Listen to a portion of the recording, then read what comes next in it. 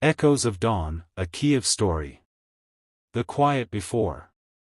The night was unusually still in Kyiv, a city that had learned to live with the rhythm of air raid sirens and the distant rumble of conflict. It was July 30, 2025, and the stars above Solomiansky district glimmered faintly through a haze of summer heat.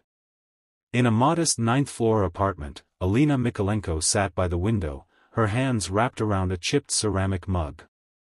The tea had gone cold, but she didn't notice. Her eyes were fixed on the horizon, where the city's skyline met the darkness, a silhouette of resilience against the backdrop of a war that refused to end.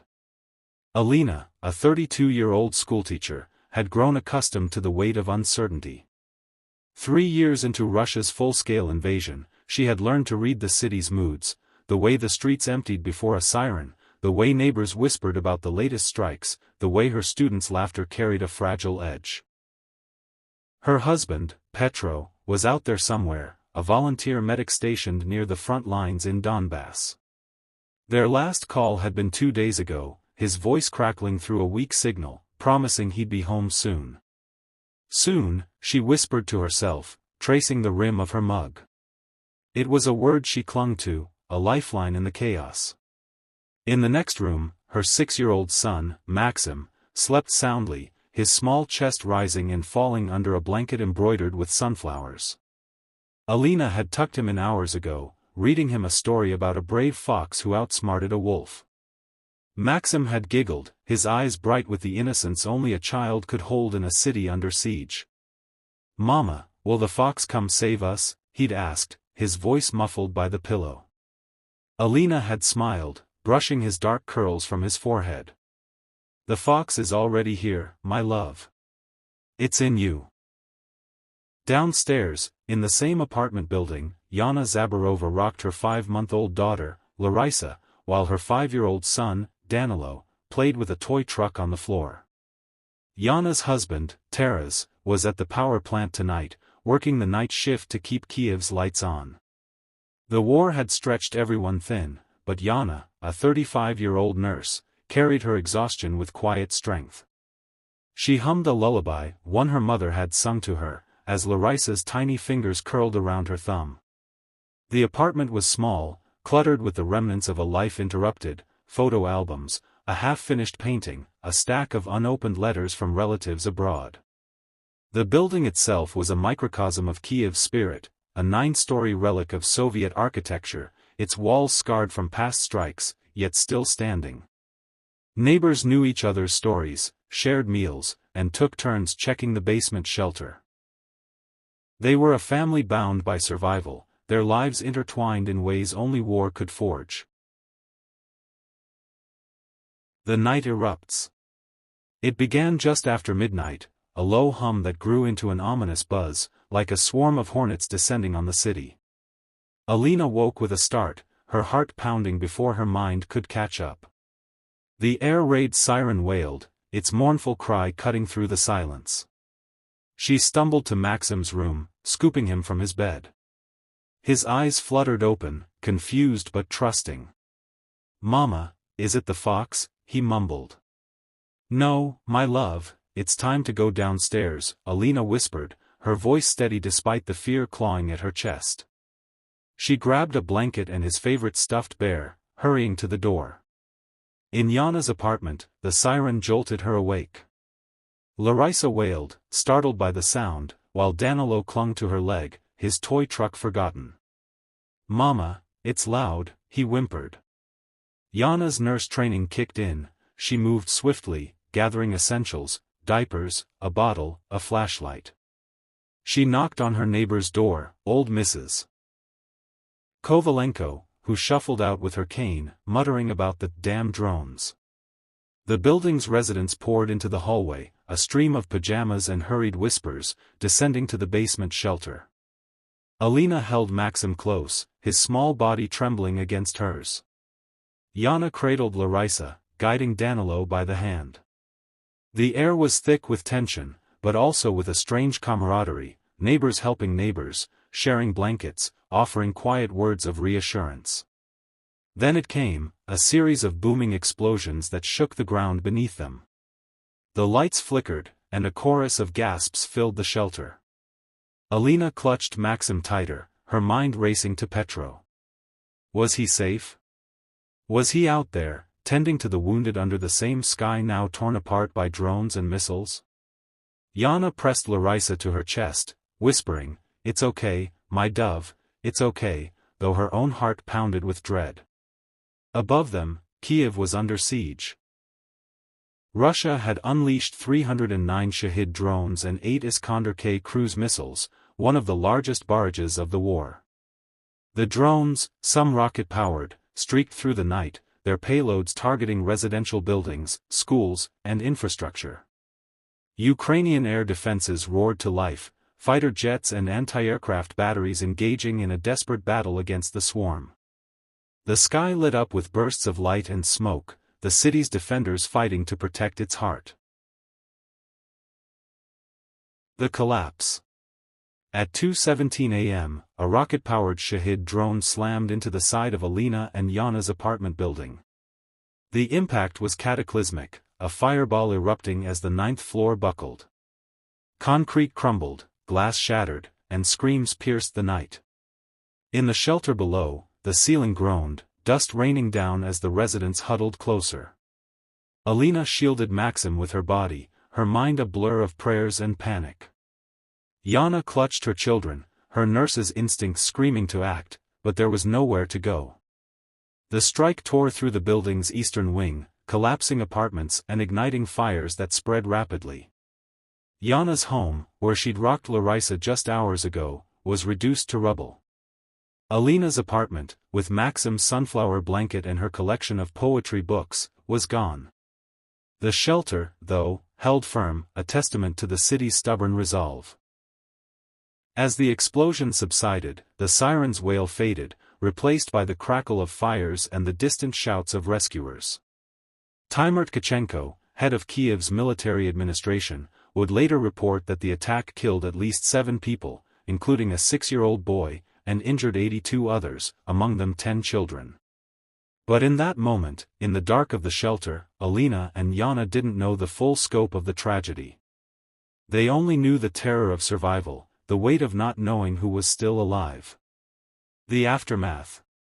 Dawn broke over Kyiv, a cruel mockery of peace.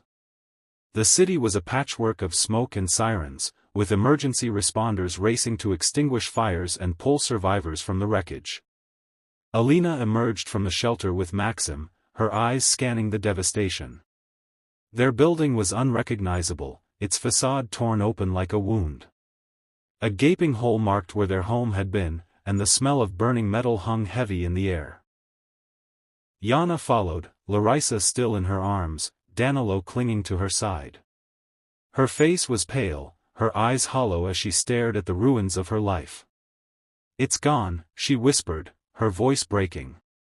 "Everything we had, it's just gone." Rescue workers moved through the debris, their faces grim but determined. Among them was Andrei, a young firefighter who had joined the service after losing his brother in a 2022 strike. His hands were steady as he sifted through the rubble, but his heart ached with every cry he heard. He found a child's shoe, small and scorched, and paused, his breath catching. "Please, let them be safe," he murmured, a prayer to no one in particular. Alina approached a rescuer, her voice trembling. "My husband, Petro Mikolenko, he's a medic. Have you heard anything from Donbass?"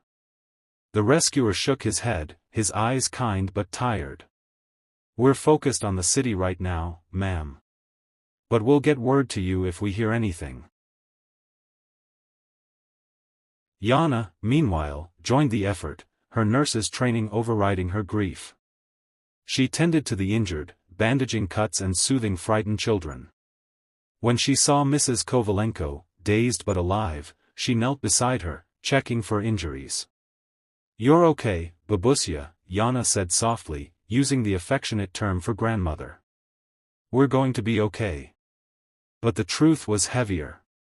Among the casualties was 6-year-old Ivan, a neighbor's son who had played with Maxim in the courtyard.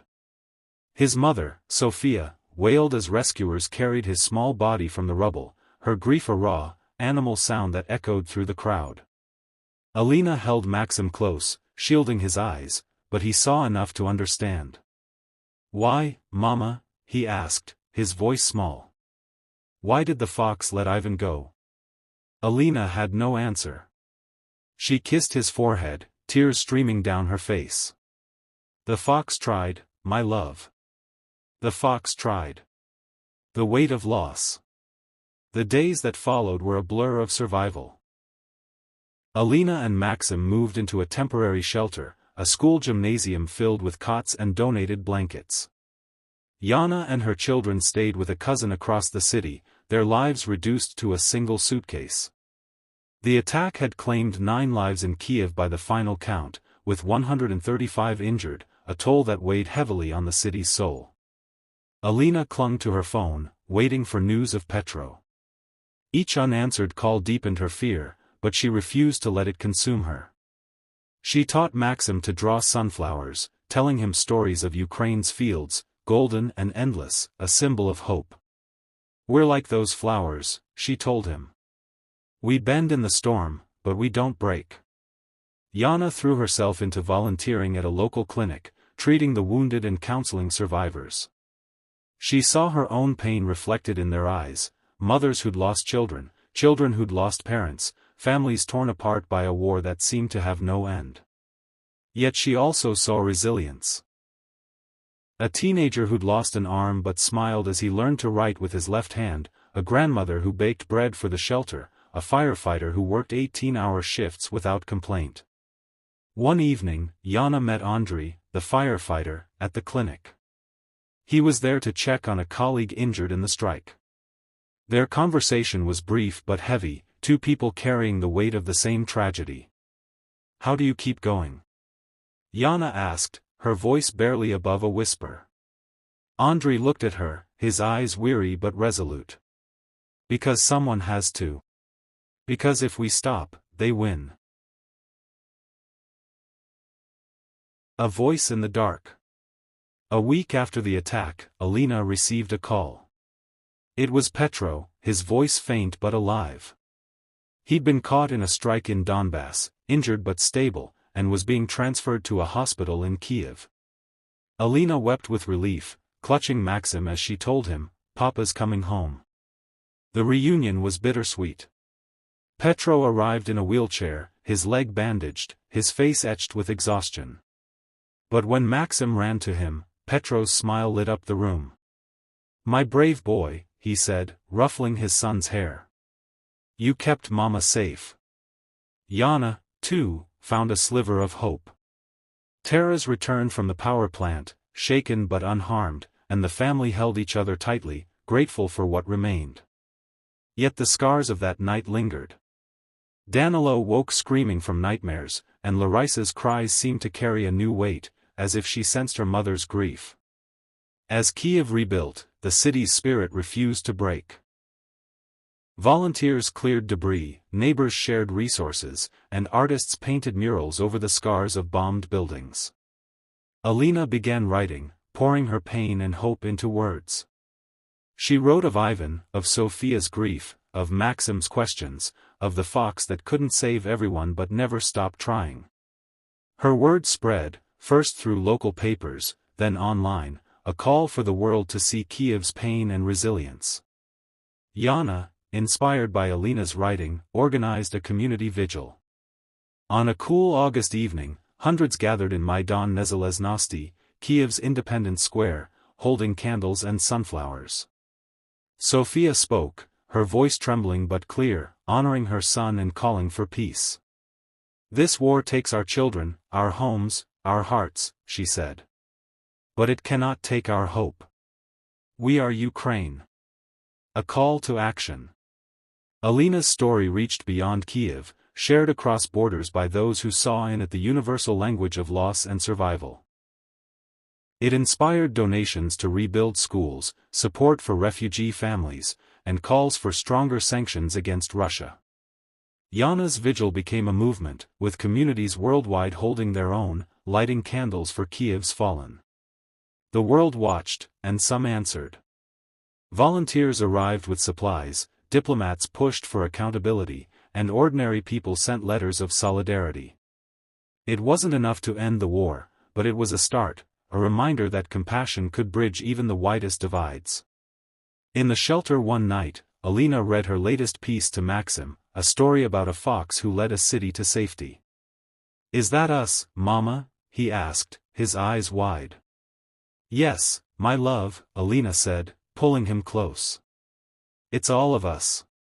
And in the quiet of that moment, with Petro's hand in hers and Kyiv's heartbeat echoing outside, Alina felt it, the unbreakable spirit of a city, a people, a hope that refused to die.